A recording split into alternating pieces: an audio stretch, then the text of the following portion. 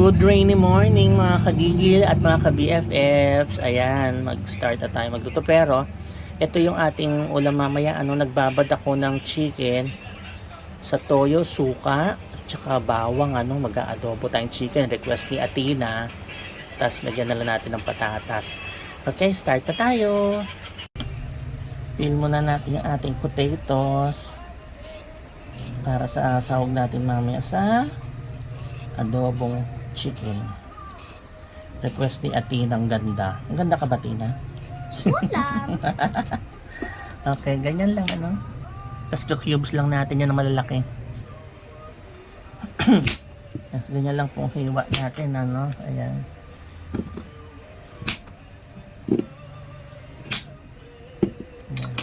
Okay na to. Mag-fry muna tayo ng patatas.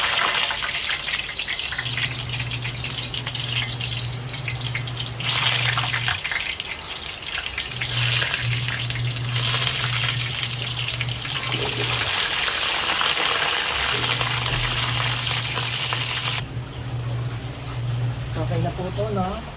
Hanguin na natin sila sa kahirapan.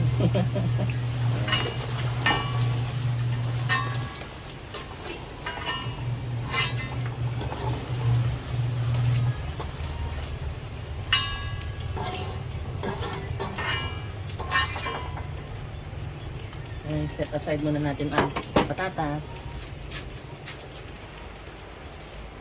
Then, lagyan na po natin yung chicken natin, yung na-marinate natin overnight yan, Kaya, lasang-lasa yan. Nanunuot ang lasa. Masarap yan mamaya.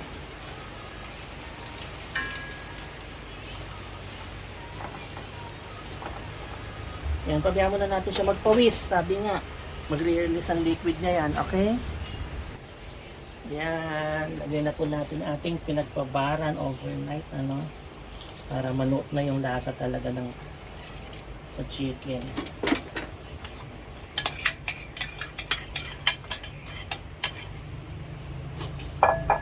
Lagyan tayo ng laurel. Simmer uli yan, After nyan, naglagay na tayo ng pinakulaang tubig para tuluyan na natin palalambutan ang ating manok, 20 minutes, okay na yan. Lagay na po natin yung ating patatas,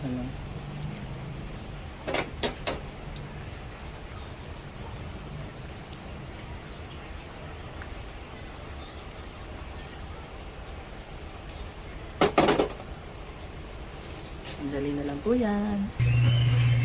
O yan, mga kagigil, mga ka-BFF. Ako, Diyos ko. Gusto na ang ating adobo. Malambot ang manok. At ang patatas. Tikman na natin.